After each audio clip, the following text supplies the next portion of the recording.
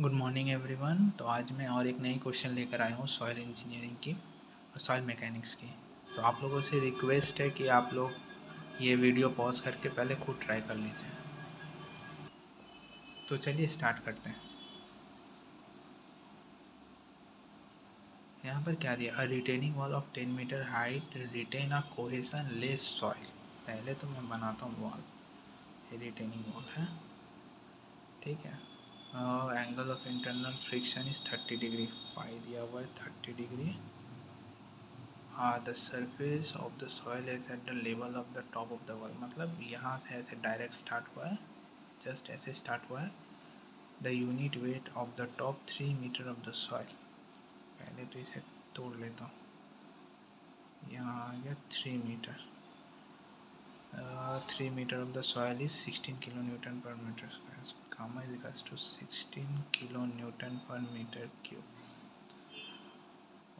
while that of the remaining 7 meter, ये जो remaining 7 metre बचा है ना, ये आपका 20 kilo newton per metre square, gamma is equals to 20 kilo newton per metre cube. ये वाला 1 देता हूँ, ये 2 देता हूँ, H1 हो गया, ये H2 हो गया, टोटल है 10 मीटर का, ठीक है। The application of the resultant active thrust above the base would be, active thrust पूछा है, ठीक है, बेस। तो अगर हम ये देखेंगे तो ये कैसे बनेगा, इसका एक्टिव प्रेशर ये बनेगा और फिर ये ऐसे बनेगा, ऐसे ही होगा ना। ये पोर्शन क्या होगा, गामा 0 H1 होगा। ये भी क्या होगा, ये वाला पोर्शन क्या होगा, गामा 0 इंटू H2, सही है। और ये जो है गामा 0 H1, ये वाला पोर्शन गामा 0 H1 होगा, गामा 0 H1। ये हो रहा है क्या, हाइट, मतलब टोटल बेस इतना होगा। अब हमें देखना है, सबसे पहले हमें क्या बोला है, एक्टिव थ्रस्ट बोला है।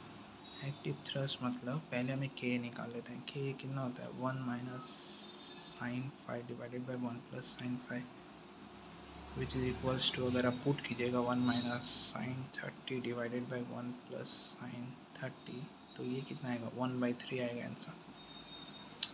तो एक्चुअली तो ये हमें याद करके रखना पड़ता है, साइन 30 एक्टिव और पैसिव का कितना होता है। चलिए उसके बाद हम स्टार्ट करते हैं। पहले हम यहाँ पर एक्टिव थ्रस्ट लगेगा P1, इसे डिनोट करते हैं P1 से। इसे डिनोट करते हैं यहाँ पर, सपोज इसका सेंट्रॉइड पे लगेगा, इसे करते हैं P2। यहाँ पर एक लगेगा, इसे करते हैं P2, और यहाँ पर एक लगेगा, इसे करते हैं P3, ठीक है। 3 हो गया, बन गया। अभी हम पहले निकालते हैं P1 कितना है। P1 कितना होता है, P1 is equals to half base into height. Base कितना है, गामा 0, यानी गामा 1 इंटू हाइट H1, ये हो गया बेस इंटू हाइट H1, कितना हो गया, हाफ इंटू 16 दिया हुआ है, 16 इंटू 3 स्क्वायर इंटू के ए भी तो है, इंटू 1/3, इसे ऐसे करते हैं। तो ये इतना आ रहा है, P1 आ रहा है, P1 इज इक्वल्स टू, आप कैलकुलेट करिएगा तो 24 किलो न्यूटन पर मीटर आ रहा है, ओके। P2 निकालते हैं। P2 किसके लिए, ये रेक्टेंगल के लिए। P2 करते हैं तो P2 कितना आ रहा, P2 होता है base into height, B into L, area करते हैं तो B कितना है, गामा इंटू एच, गामा ए इंटू H1 इंटू के ए भी ले लेता हूँ इसमें, इंटू लेंथ कितना है, 7 मीटर, कितना है ये, 1/3 इंटू H1 है 3 इंटू, ये जो गामा लेंगे ये गामा किसका होगा, ऊपर वाले का, 16। ये देखिए के का वैल्यू, H1 का वैल्यू 16 गामा इंटू हाइट कितना है, 7 मीटर। तो जब आप इसे करिएगा तो आपका आंसर आएगा 112 किलो न्यूटन पर मीटर। ये कितना निकला, ये निकला P2। P1, P3 ये वाला triangle P3 is equals to half base कितना है gamma 0 into H2 gamma 2 into H2 into के ले लेता हूँ इंटू हाइट है ना 7 half 20 into H2 7 half base into height ये भी H2 ही है इंटू के 1/3 इंटू 7 सही है हाफ बेस के इंटू हाइट सही है तो ये कितना है ये आएगा 163.33 kilo newton per metre P1 P2 P3 निकल गया। अब ज़रा आप ये गौर से देखिए मैं फिर से ये ड्राइंग बनाता हूँ यही है ना यहाँ से यहाँ 3 मीटर है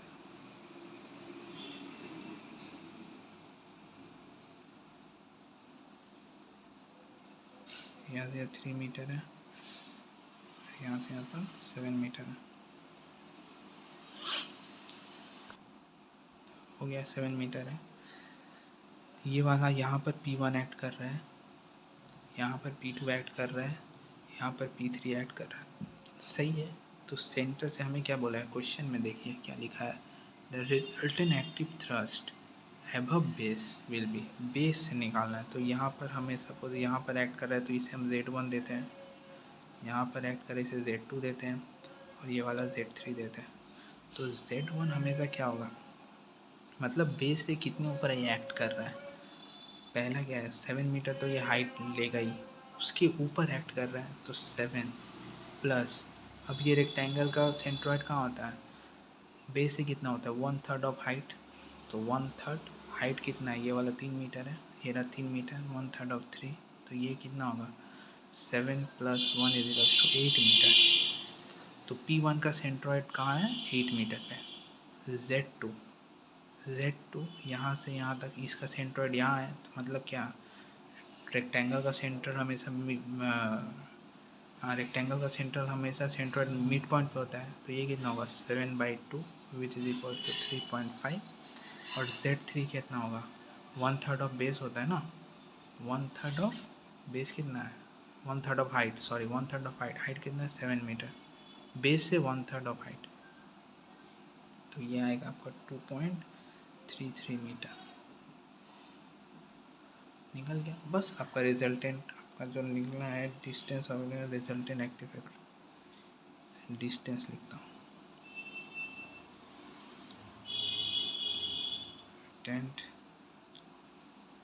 active resultant active thrust which is equals to क्या होता है हमें पता है P1 Z1 plus P2 Z2 plus P3 Z3 divided by P1 plus P2 plus P3 which is equals to P1 कितना है P1 निकला 24 कितने डिस्टेंस पे एक्ट कर रहा है बेस से Z1 / 8 प्लस P2 कितना आया 112 कितना कहाँ ऐड करें 3.5 यहाँ पर 3.5 प्लस P3 कितना है 163.33 कहाँ ऐड कर रहा है 2.33 divided by P1 P2 P3 यानी 24 + 112 + 163.33 तो जब आप इसे करोगे तो इसे Z बोल के डिनोट करता हूँ तो इसका जब आप इसे सॉल्व करोगे तो ये आएगा 3.22 मीटर एबव फ्रॉम बेस मतलब जब ये टोटल 3.22 मतलब यहाँ कहीं पर ये तो 3.5 हो गया ना यहाँ पर कहीं पर वो एक्ट करेगा मैंने टोटल रिजल्टेंट 3.5 ये यहाँ होगा 3.22 मीटर टोटल यहाँ ऐड करेगा रिजल्टेंट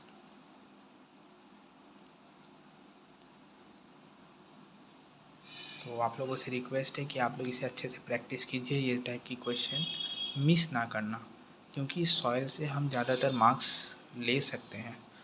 तो बेस्ट ऑफ लक गेट के लिए। आप लोगों से रिक्वेस्ट है, आप लोग अच्छे से प्रैक्टिस कीजिए। Thank you.